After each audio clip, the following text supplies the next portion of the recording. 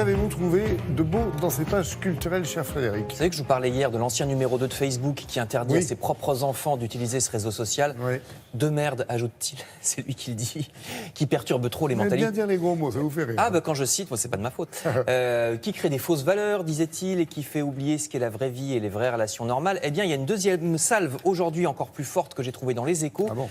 L'addiction aux réseaux sociaux devient un véritable fléau de santé publique. Vous voyez ce titre, de plus en plus de chercheurs alertent sur les dangers des réseaux sociaux sur les adolescents. Il y a même des chiffres. Aux USA, en 5 ans, le nombre de rencontres entre les jeunes s'est effondré, les vraies rencontres physiques. De même que le nombre de relations sexuelles, le nombre de jeunes qui ont le permis de conduire, etc. Autrement dit, on reste enfermé chez soi, on reste entre soi. Et en même temps, le nombre d'adolescents dépressifs a explosé, dit une étude de l'université de San Diego. L'usage des réseaux sociaux a un effet neurologique sur le cerveau, aussi addictif que la cigarette, ont remarqué les scientifiques. Le système de like incite à mettre toujours plus de choses valorisantes. Il y a une espèce de concours avec le voisin. Et d'après une autre étude de l'université de Chicago, celle-ci, les gens qui utilisent les réseaux sociaux ont moins de mémoire que les autres et moins de capacité à résoudre les problèmes. Les Échos nous rappellent aussi que Facebook... Il ne reste plus grand-chose. Eh ouais, il reste... Oui, c'est vrai. S'ils ne se reproduisent pas et qu'ils deviennent cons, ça va limiter. Oui, l'humanité va pas progresser. Qui reviendra en deuxième semaine. Et les Échos nous rappellent que Facebook a aussi une position dominante, effrayante. Les autorités allemandes attaquent Facebook, accusées de trop collecter les données des utilisateurs. Oui. Ça, c'est dans les Échos. Alors, on va prendre le contre-pied, justement. Ne manquez pas ce soir, le programme de France 5 nous conseille La Croix ou Le Figaro, émission sur des citadins qui ont tout plaqué pour partir à la campagne, se lancer dans l'agriculture bio.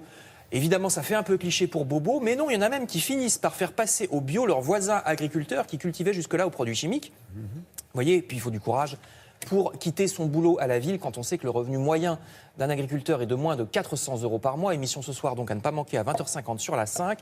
Il y a ce matin plusieurs articles de ce genre sur les gens qui essayent de revenir vers les valeurs concrètes. Quoi de plus français par exemple que le fromage? Eh bien figurez-vous qu'on est en train de créer la première chaîne de magasins franchisés spécialisés dans le fromage. Ça n'existait pas. Ça s'appelle les laiteries Gilbert. Vous voyez, il y en a 13 pour l'instant en France. Ça, c'est le contraire. Ce sont les gens de la campagne qui sont venus à la ville. Exactement. Il y en a 13 pour l'instant en France. C'est dans les Alpes et à Paris essentiellement. Mais ils veulent s'étendre. Vous apprendrez aussi dans l'Humanité que la ville de Paris crée un label pour les objets fabriqués à Paris, gage de qualité. Il y a une tradition de petits ateliers dans la capitale. C'est connu pour les ébénistes du Faubourg Saint-Antoine, par exemple, mais il n'y a pas que ça. Mettez fabriqué à Paris dans Google et vous allez trouver toute la liste qui est sur le site de la mairie de Paris de tous les produits que vous pouvez trouver avec l'estampille fabriqués à Paris. Enfin, je termine en vous disant que, toujours à Paris, le musée Rodin organise des visites tactiles pour les aveugles et malvoyants, nous dit l'Humanité. Vous allez voir la photo, voici à droite.